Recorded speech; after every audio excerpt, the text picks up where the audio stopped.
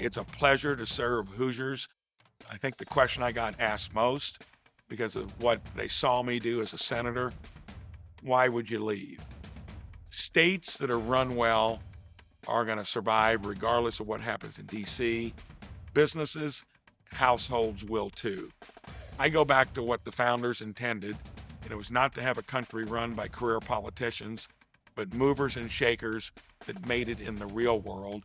I'm just glad I'm in at a level where I think it's going to be most impactful. I get asked often about how hard it must be to be a senator or a governor. And I said, oh no, much harder to be a small business owner. They've never heard anybody respond to kind of business versus government like that, but it's true. So I ran as being the most accessible governor we're ever going to have and entrepreneurial. So I'm inviting input. Most of the great ideas I had running a business would not have been from a consultant. It would have been from my customers, my suppliers, my employees. And if you actually get them involved, they're going to tell you what to fix. Think about it. In government, your business is a monopoly. There's only one of them. Wouldn't you love to have a business where the revenues are given to you? The founders would be completely dismayed by the fact that we're willing to borrow money from our kids and grandkids.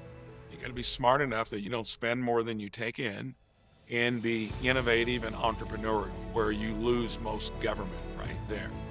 So in the real world, you had to fend off competitors.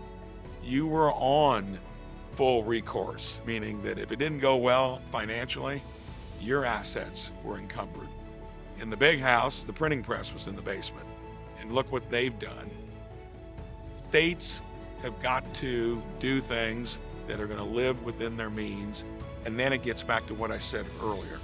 How innovative are you going to be? Are you just going to go with the flow? Most administrations are not going to take on big issues like healthcare, education.